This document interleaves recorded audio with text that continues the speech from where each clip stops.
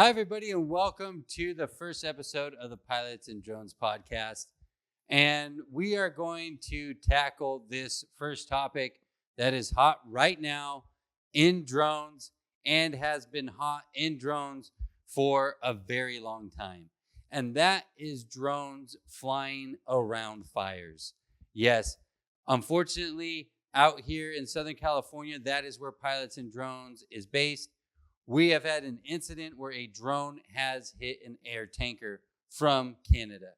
Now, these air tankers were leased out by the state of California to come on down, pick up water, and drop it on the fires out there in Pacific Palisades. Unfortunately, a drone pilot decided that they wanted to get some pictures and videos and actually ended up hitting one of the tankers, causing a significant hole in the wing of the airplane. This is a huge no-no. If you don't know, now you know, because negligence is not a good argument in court. You know, if you don't know that you're not supposed to fly around a drone during a fire, first emergency situation where there's helicopters and airplanes and everything going around, then you can't have the same argument as, I didn't know you were supposed to stop at stop signs, and that's why I ran the stop sign. See, it's not the same situation where you can just say, hey, I don't know, whoopsie, as it is with other situations. This is very serious. The pilots that were in that aircraft, their lives were put at danger. Now that the airplane had to land and subsequently couldn't fly anymore to put out more fires, that meant there was more destruction of property, more personal belongings lost. Who knows? Maybe more lives lost, more pets, more wildlife lost, things like that. So flying your drone around a first emergency situation, whether it be a wildfire, whether it be a car crash, whether it be a raid of your next door neighbor's house, it is not a good idea to throw your drone up around any first responder situation. It's not the days of where, hey, come on, grab your hat, come on down, grab a bucket and put out the fire. Those days are over. There is a lot of paperwork, a lot of certifications that have to go through when it comes to working in these first responder situations. There is so much communication through so many different agencies that but they can barely communicate with one another. And especially on these large wildland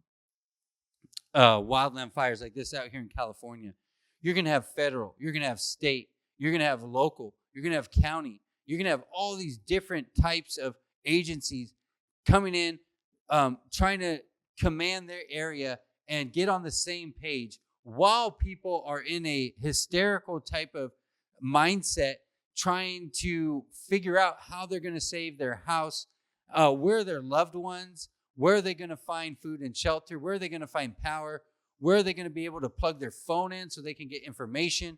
All these types of things is what these first responders have to deal with.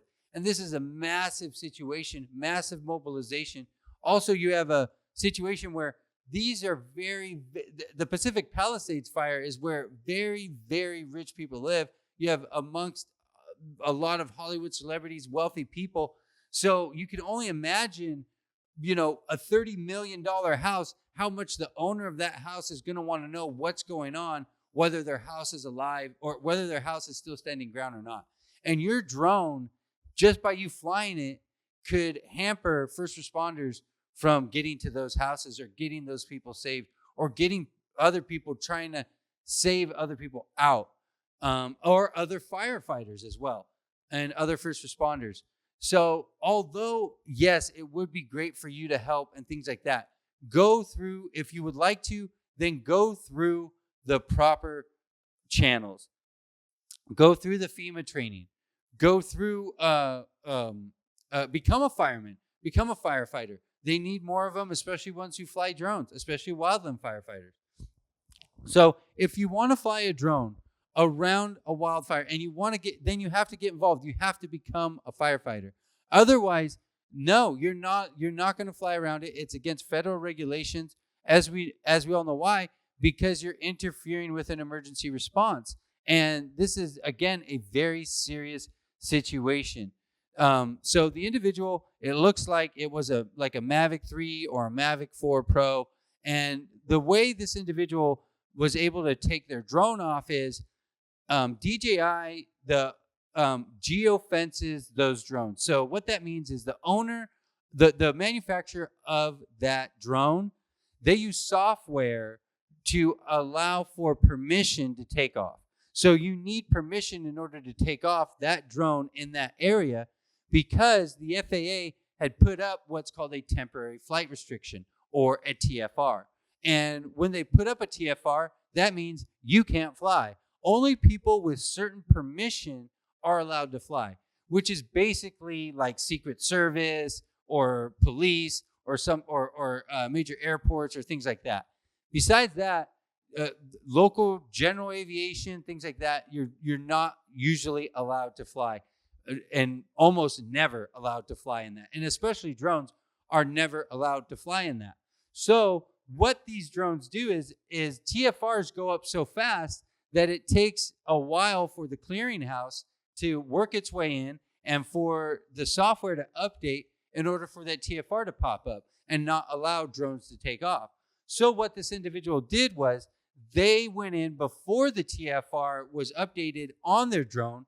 And also, if you never update the drone, then the TFR will never appear, and that will allow you to fly within the TFR. So it's a kind of a loophole trick. It's not really, it's the fact that, there's multiple TFRs that go on throughout the whole country. The recent example is what happened in New Jersey with all the drones, i.e. planes that were in the air. But then there's a bunch of TFRs that got put up, so that way it would land drones and prohibit or dilute people from going out and using their drones. So what this TFR does is it allows nobody to fly. So if you're flying within the TFR, you are committing a federal violation. And what that means is you can be fined a very high, up to $250,000, where if this individual who did this gets caught, they're going to be on the price for quite a bit, because they did hit an aircraft. Now, aircraft have been hit before. People have been caught in wildland fires before flying their drones. I believe one of the first people in my memory was quite a while ago. It was a man flying in Arizona during a wildfire. And I believe he received up to 5 years in prison for that wildfire flight. So again, you do not want to fly around any wildfires. Do not fly around any first responder or emergency situations. And if you are wanting to do something like that, then you have to get proper clearance from the proper authorities, which mostly means weeks, days after the event. So again, be safe, fly safe. That's what we want here at the Pilots and Drones podcast, because if you don't do that, it's only going to hamper the flights for the rest of us. This is only going to lead to more regulation, to more people putting a stigma on drones, and that's not what we're here for. We are here to educate humanity, I guess, humans, people on drones in a positive way, in a positive manner. And when people go out and do stuff like this, this does not shine a positive light on our industry. And our industry should react the way it is reacting. What I'm seeing a lot on social media is, people are tagging the FAA in a lot of these posts and things like that. And again, this is an inappropriate time to be flying, to be doing these things, because it is a very sensitive situation. And then also it's costing people's lives, where it's costing acreage. There's a lot going on here in Southern California. And for you as a pilot to go out and fly just to get some Instagram likes at the expense of other people's tragedies, especially something like as massive as this, definitely not on the cool side. And that is where we're going to leave it at that. Again, fly safely. Look for us again on the Pilots and Drones podcast. Subscribe, listen, and we'll see you on the next flight.